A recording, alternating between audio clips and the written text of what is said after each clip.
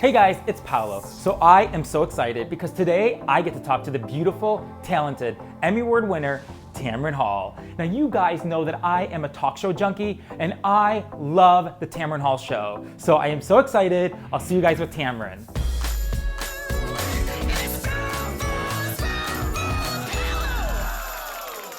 Okay, are you ready? I'm ready. Okay, Tamron Hall, hi. Got to see you. It's been, what, I don't know, probably 15 years? I think so, yeah. And I have to say, it's an honor to have you on A Spoonful of Paolo. It's our 10th season. I have been watching you, obviously, for like years, and I'm so proud of you. I really am. I'm so proud of you. Thank you. You know, it's been quite a journey, as the case with your career. And we knew each other when I was still, in local news in Chicago. Yes. You had just gotten your big break.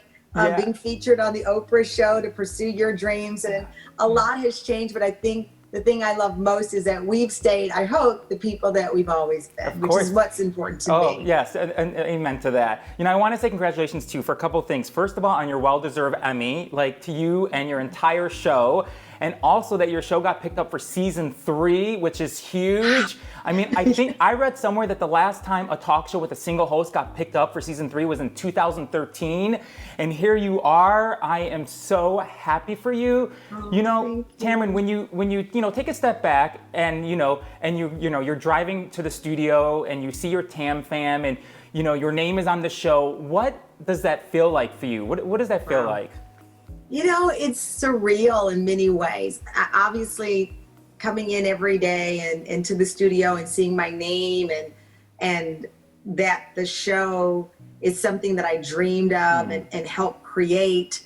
There's a lot of responsibility that I didn't expect, not in the sense of hard work, because we were always, and I'm always prepared to put that in. The responsibility I feel for my team. Yeah. You know, they come in every day rooting for me. It's not just a job. They come in rooting for the show. And it compels me, Paolo, every day to read my research, to look for the best guests, to remember who I am as a person and bring that to each and every show. The responsibility when our show was halted due to the pandemic and shutting down all the theaters here, it weighed on me both for my own family, but for their families too. So it's very different than working for a network where, the network goes on, that's a network. Yeah. But I feel like a small business owner in a way, and I'm a mom and pop, and every day we're getting out there doing it. When I see my fans, and it's weird to call them fans because I see them as family, say, I rooted for you, or I knew you'd get this, or how's baby Moses? It's almost indescribable. The gratitude is overwhelming for me in a good way. Yeah. And I often think about what my grandfather, who's no longer with us, or what my father, who's no longer with us, what they would think and say.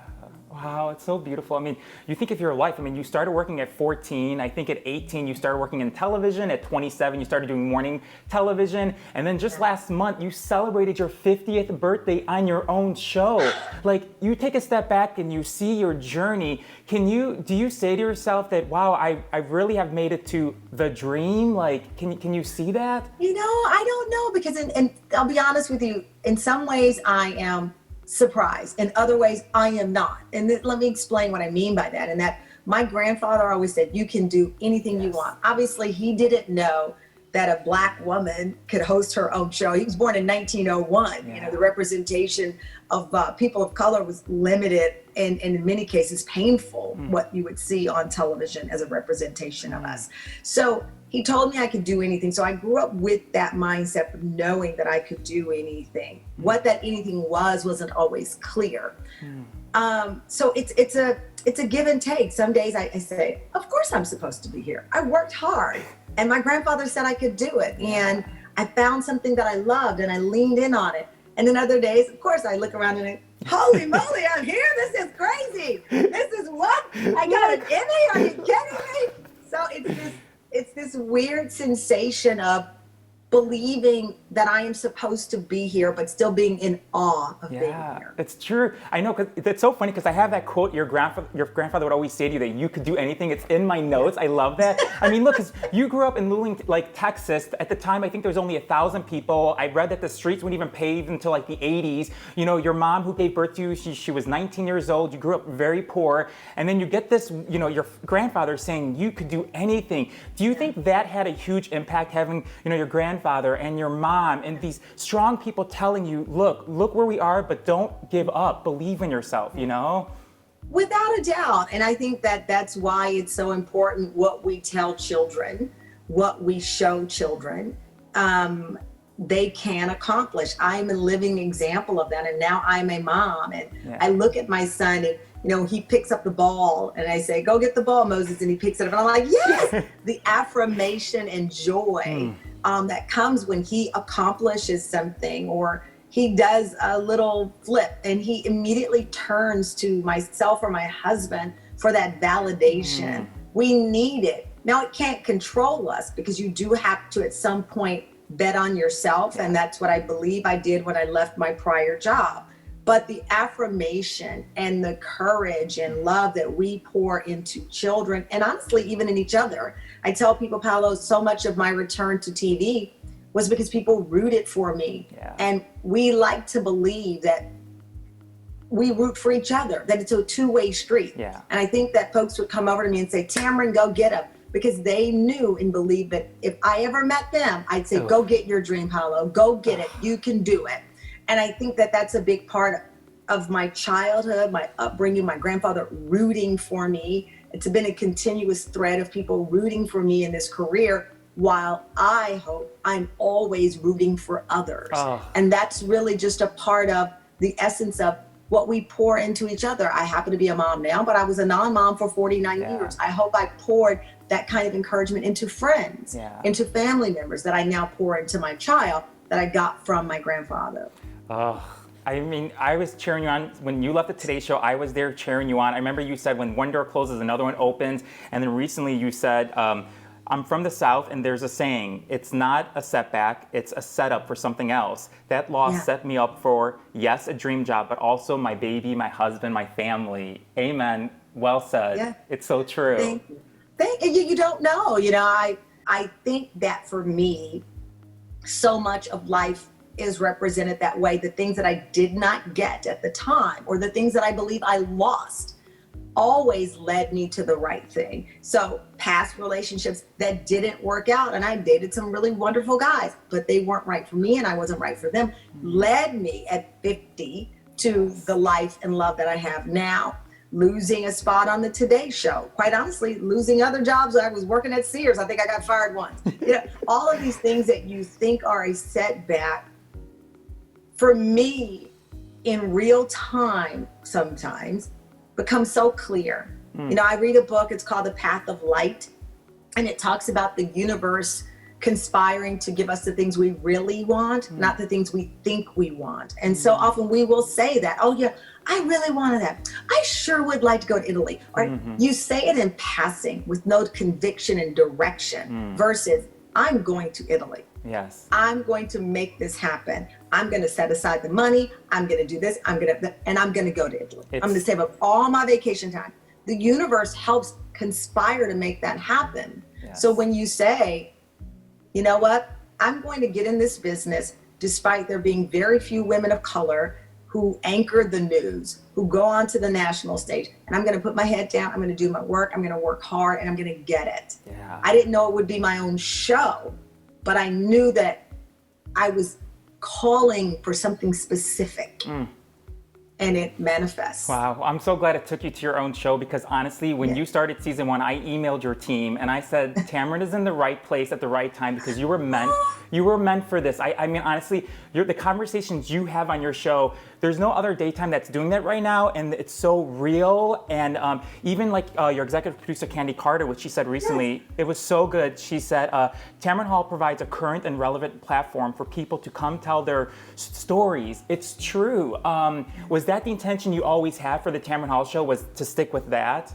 Absolutely. You know, listen, in the beginning, when I pitched the show to Disney, that was always the intention of the show. That's always what I wanted. I wanted a conversation, this traditional daytime talk show where we could talk about anything from fashion to love to the tough conversations that come with life. We just had a very tough conversation on people who were verbally abusing little kids working at the Walmart because they asked them to put the mask on. Like, what in your mind makes you yell at the barista because the company wants you to wear a mask? It's bizarre to me. So that was the intention. But as you know, in this business, if any other business, you start with your intention and then, people tweak things or change things or what about this? What about that? And that happened in the first season where, it's like, okay, well, let's try this. And I said, okay, but that's really not what I want to do, but let's test it out. And each and every time it kept going back to the storytelling, which is always what I wanted to do. I didn't want anything kitschy. I wanted to talk to people. Even our dating segment today, I didn't want some gimmicky, bachelorette style knockoff. Tamron's going to send you on a date.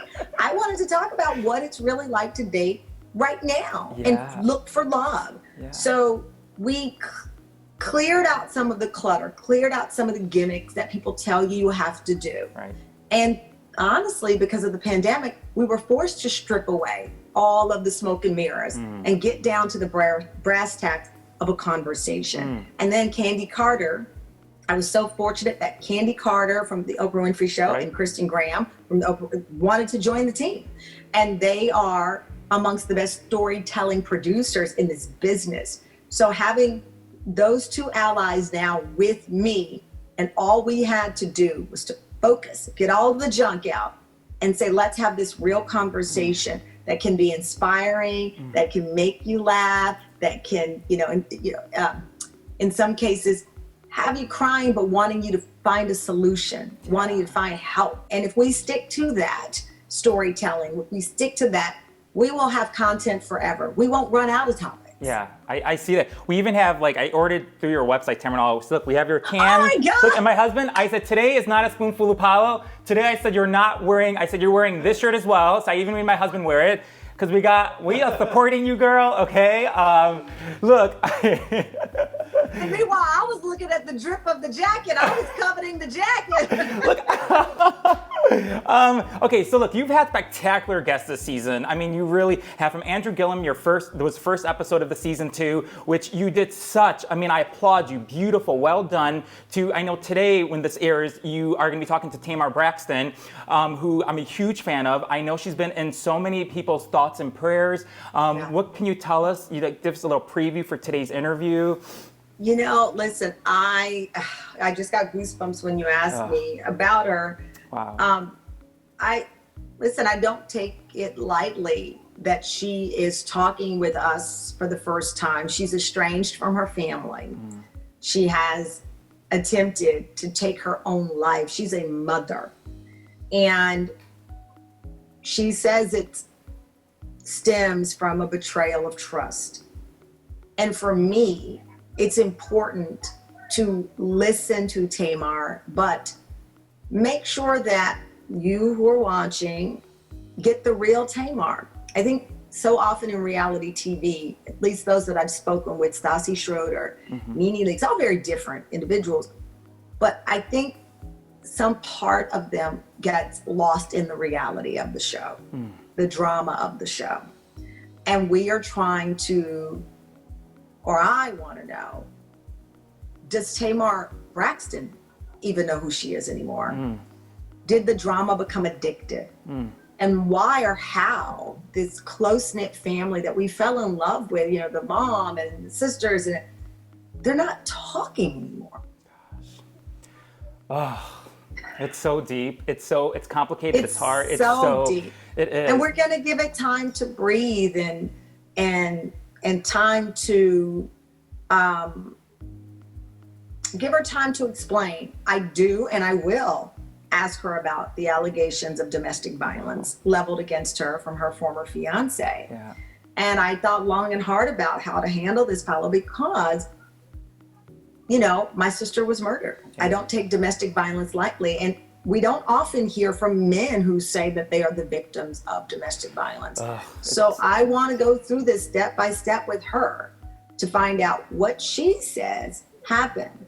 And I can't go in treating his allegations lightly because he's a man. I don't know what happened there, but I can't go in saying, oh, he's a guy, he's just trying to take advantage of her. This is the allegation, and I want to push her to answer and clarify. Oof. Wow. Yeah. I painted my finger purple this morning in memory of your sister, actually, in honor of you being a guest on our show. Thank you. And because it's National Domestic Violence Awareness Month, I know how much this means to you and your family. I saw your interview with your nephew earlier this month. It was a beautiful conversation. So in memory of your sister, our web show, Spoonful of Power, it's a little web show, but we're going to be donating $500 to the Safe Horizon, the Tamron Hall Fund, okay, in memory of your sister. You are so, okay. Now you're gonna make me cry my eyelashes off, and then I'm gonna have to come over there and take the jacket to hide my face. See, I found a way to take your jacket. Thank you, Paolo. I'm so happy for everything that you're doing. I know that you do that web show because you love people. You love the conversation. You're a sweet soul that I met many, many years ago. No pun on the spoonful of sugar, but it is. Yeah. You're wonderful, and I'm just happy that we finally got together because I was so tired of all your fans. Oh my God! On my Twitter every day. I don't respond sometimes. Sometimes I don't respond. I know. Oh my God. We're gonna end. We're going to end with this, Tamron, because I've been asking our last guests, Rosie O'Donnell, Vanessa Williams, Lonnie Love, voting is it's Tuesday. It's the last day to vote. So, for those who don't have a plan or are still undecided, what do you want to say to them to say, hey, this, it's so important this election to get out there and vote. What do you want to say to them who have not yet voted? I'll be honest with you, Paolo. I've never voted because a celebrity told me to vote. I voted because of the people in my family. Wow. Because of the people I surround myself with each and every day, and what I hope is a better world that we can provide. So I tell people, think about your grandparents, think about your nieces, your nephews, your uncles, your cousins, your friends, those who paved the way for you, who are not here anymore, and those that you root for on their future. And do it for them. No celebrity can tell you that. Because you're not going to love anyone or anything more than the people in your family. Wow. So that's how I see it. I love that. Beautifully said. I also can't wait for this Friday for the Halloween episode because I remember last year you dressed up as the legendary Diane Hero. And I'm a huge fan of Dynasty. Hello, Dominique. So you did it so good. So I can't wait for this Friday. Oh, it's gonna be good. I'm gonna be looking for your tweet. Okay, I can't wait to hear what you say. I promise you I will. Okay, I want to say thank you so much. I want everyone to check your local listing. If you don't know where it's playing, the Tamron Hall Show, go to the TamronHallShow.com. All you gotta do is put in your zip code and voila, there it is. Tamron, I'm so truly, truly happy for you. You deserve this so much. I think you're just a phenomenal woman and I applaud you. I love watching you every day and continued success to you and your beautiful family. So I want to say that, okay? Thank you so much. Okay. And we'll see you soon. See you soon. Bye. Thank you. Mwah.